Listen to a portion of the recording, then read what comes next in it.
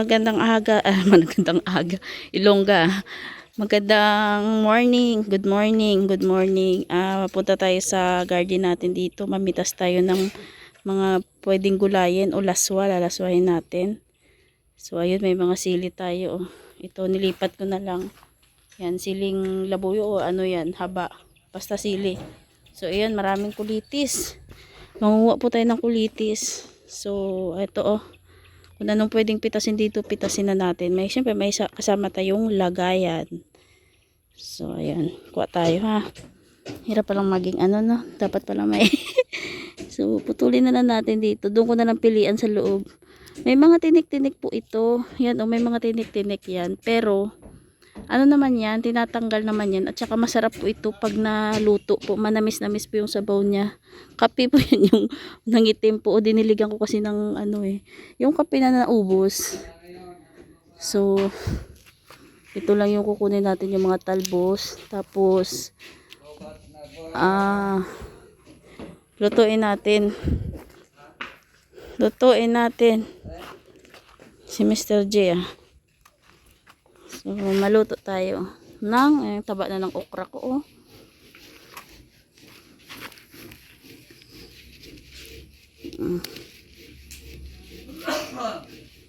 Pag may itinanim, may aanihin. Pero ito tumubo to.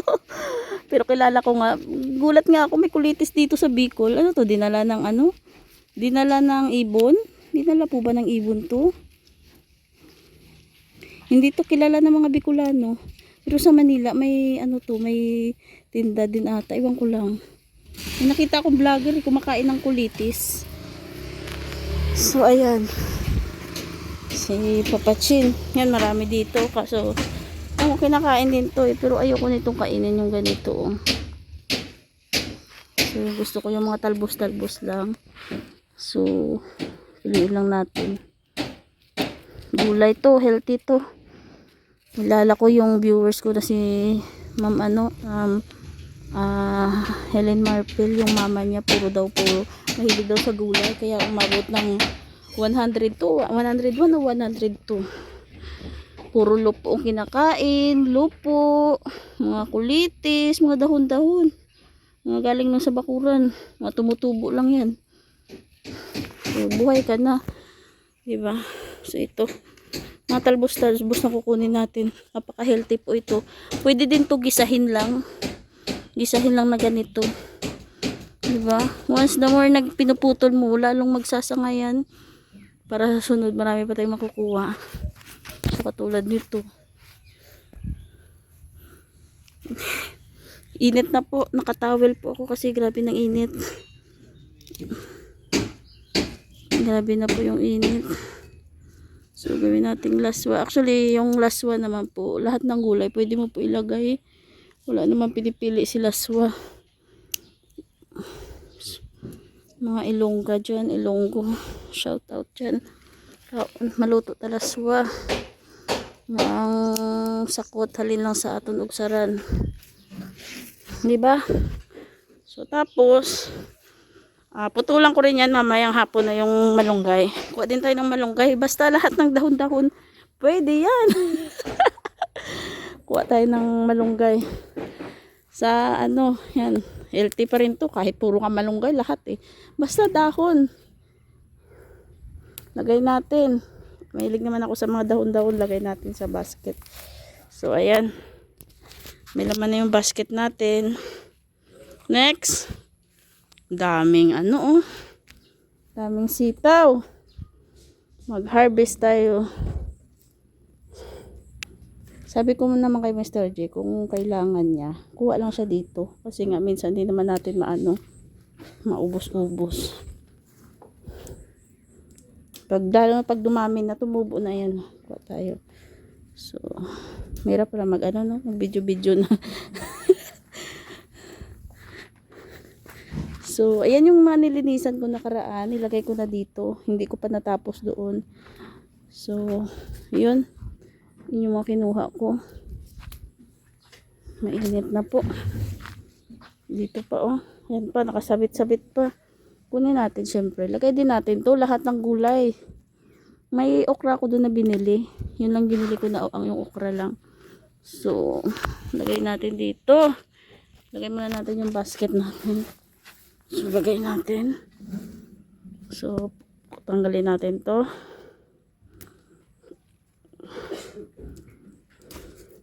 Andun na sa bakura ni Mr. G. So, ibig sabihin kay Mr. G na dyan eh. Hindi niya man ginugulay. So, kunin natin. Sayang. Tatanda to eh. Tatanda. Tatanda. Marami pa akong mga tanim dito na sitaw. Bibilhin mo pa to. Ang mahal-mahal ng sitaw ngayon sa palengke. Minsan, kung may time na 3 piraso, 20. Di ba? Bibilhin mo pa ba yan? So, wala na ba? May nasisilip ako eh. Doon ata sa kabila yun. So, okay na to. Kunin na natin to. Baka magtampo eh.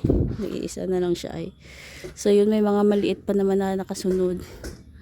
So, okay na yan. And thank you Lord sa blessing na to. So, may talong din doon. Hindi ko masyado bet yung yung last one na may talong. So, ito na lang yung gulay. May kalabasa at saka ako doon. Kalabasa at okra. So, okay na. Tara, yan yung nakuha ko tong sitaw ngayon. Yan, makakuha ko ng malunggay at saka kulitis. Yan. Pasensya nyo na yung garden ko. Hindi siya organized na talaga. Minsan kasi hindi ko maasikaso. Na busy minsan. Nagpapa-music.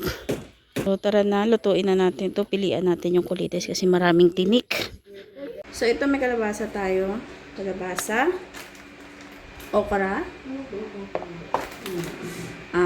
Kamatis.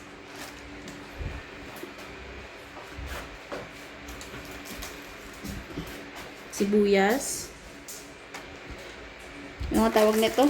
Kalimutan ko yung tawag nito. Kalimutan ko. Kalkag ba? Sa amin. Saka maglalakay ako ng hipon. Yan. Ito unti lang, hatiin ko lang to. Hindi ko ubusin para sunod. Pang pang may lasa. So tara, pilian na natin yung gulay. Piliin na natin. Lalo na yung kulitis. Ito may mga tinik-tinik po siya. May mga tinik-tinik po. Ayan tinik-tinik. May mga tinik yan may tinik po. So tanggalin natin to. So tanggalin natin isa-isa. Pero piliin na natin muna to.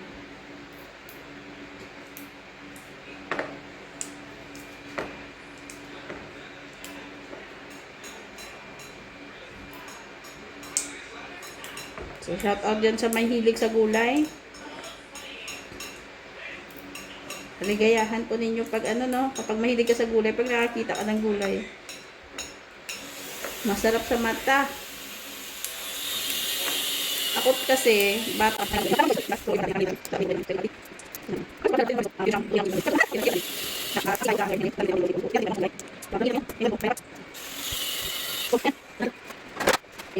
Yung kamatis, ay yung kulitis. Tanggalin natin yung tinik. Maano na to, matrabaho. Ayan ito yung mga tinik-tinik Saan paano gano'n? Hindi nakita yan, mga tinik-tinik yan.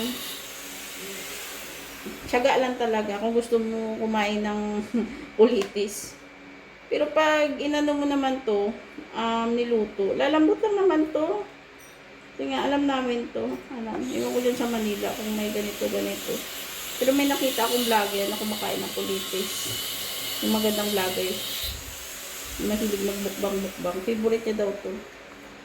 So, kaya yun bumili. So, kaya nakabili yun. Diba? Aray ko. Masarap to.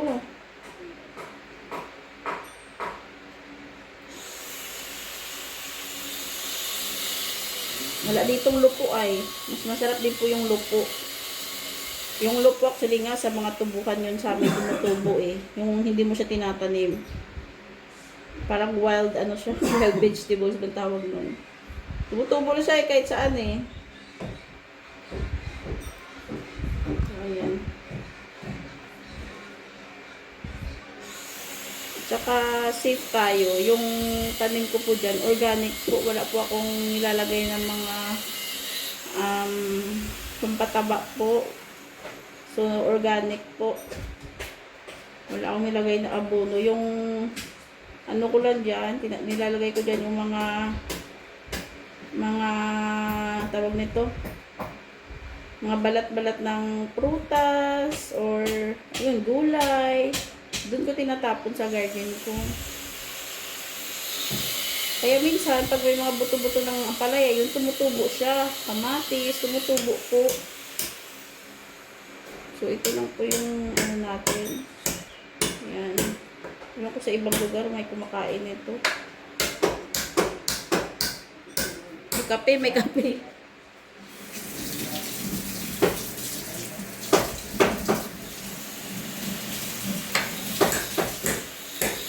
Ubasan ko naman to ulit. Tinanggal ko na kasi na yung ano. Nagdilig kasi ako dun.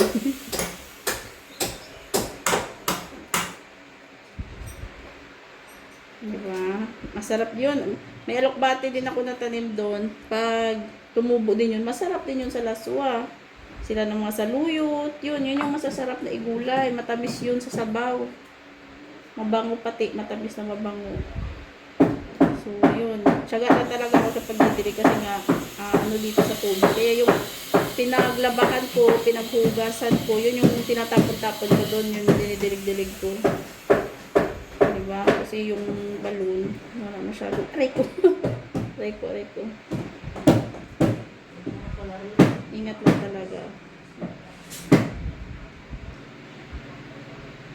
Yan lang kung mga Bicolano dito sila kumakain. Iwan ko lang sa mga may asawang ano dyan, Bisaya. O Ilonggo. Pero pag niluto mo naman to, lalambot lang naman to. Iwan ko lang basta, nung bata ako palagi to niluluto namin. Marami kasi to sa bakuran namin. Yung bakuran namin dati, maraming tanim. Mahilig kasi yung lola ko rin. Yung lolo ko talagang pinakamahilig.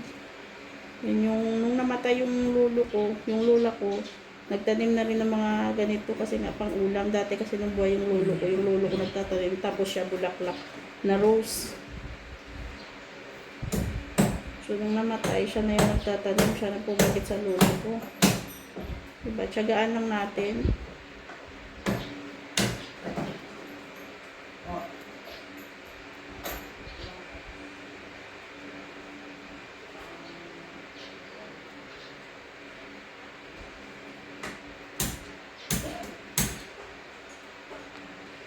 Natanggal ko dahon na lang para mabilis. Bago eh.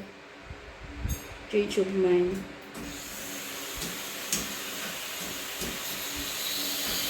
So, ayan.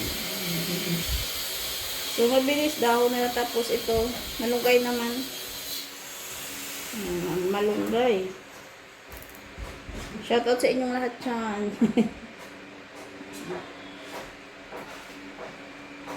Nahiwa ko na siya. Meron tayong sibuyas, kamatis ulit.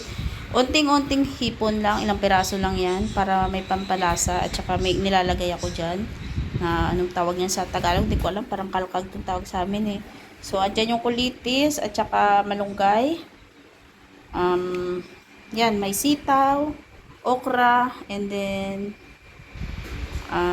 kalabasa, nakakalimutan eh.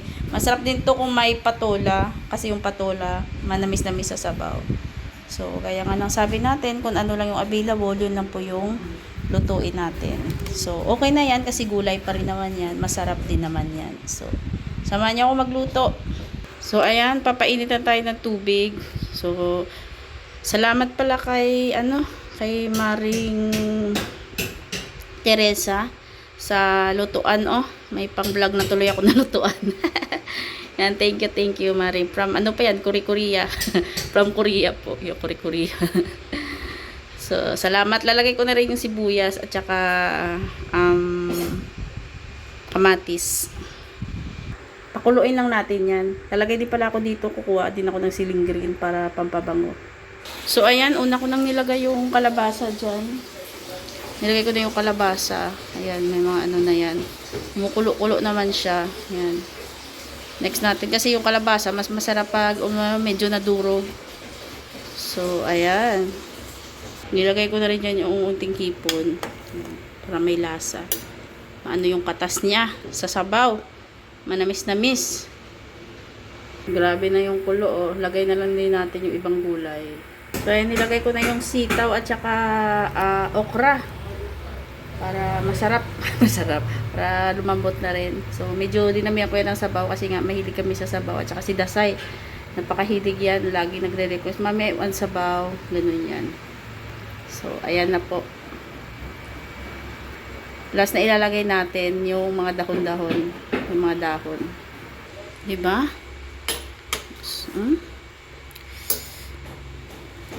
Sarap. Busugin natin si Gabisera. Hindi lang sa pagmamahal, kundi sa mga luto natin. Humirit pa talaga eh. Okay ko na po yung yung gulay. Yun, oh. Ay, yung mga dahon. So, hayaan na lang natin kumulo yan. Yan. Ang pagkain ni Gabisera. Ayun na, luto na, luto na. Tinikman ko na rin yung lasa. Okay na, okay na. Ayan. Yan, kakain na po. Siyempre, yung unang patitikimin natin ito, si Gabisera. Siyempre, inspired tayo magluto. Pag yung, andyan yung asawa natin na taga-tikim. Lalo pag nagluluto tayo, nasasarapan siya sa luto ko. So, ayan. Ito, yung laswa, luto na. Gabisera, kain na. So, laswa. Laswa. So, ayan po. Maraming salamat po sa inyong lahat. Kain po muna kami. Bye-bye po muna. Bye-bye.